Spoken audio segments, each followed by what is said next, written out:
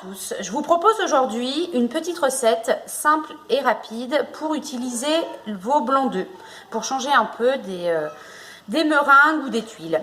Je pars sur la base de 1 blanc d'œuf et après je vous laisse multiplier pour faire les proportions pour les autres ingrédients. Donc pour 1 blanc d'œuf, vous mettez 25 g de farine et vous mettez 50 g de fromage râpé. De l'emmental, du comté, de la brebis, en fonction si vous aimez les fromages plus ou moins parfumés.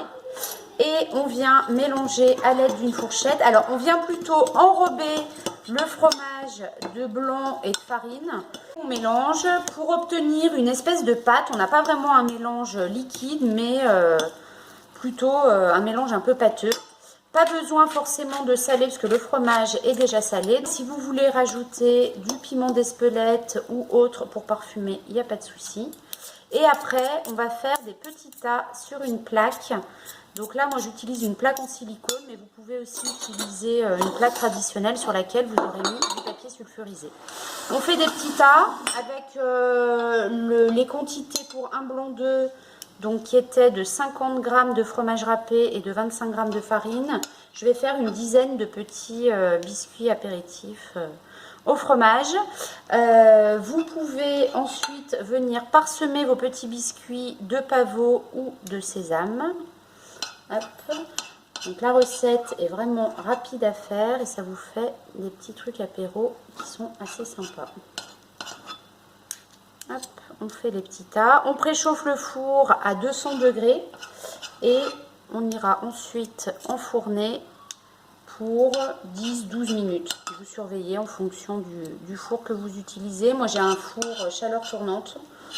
Après, en fonction, si vous connaissez votre four et s'il fonctionne de manière assez traditionnelle, 10-12 minutes, c'est le temps qu'il faut. Alors, vous faites des formes à peu près homogènes. C'est pas grave si c'est pas parfait.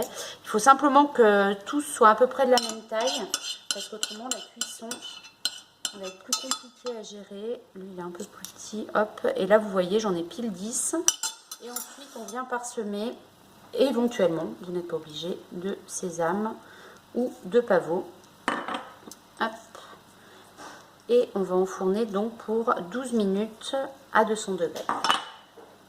Voilà, tout juste sorti du four, nos petits biscuits au fromage. Hop, à déguster tiède ou chaud. Et si vous voulez, vous pouvez aussi les laisser complètement refroidir et ensuite les congeler pour pouvoir les servir un peu plus tard. Vous les passerez alors encore congelés dans un four préchauffé à 160 degrés pendant 10 minutes environ. Et voilà, nos jolis petits biscuits au fromage. Là, moi, c'était au comté.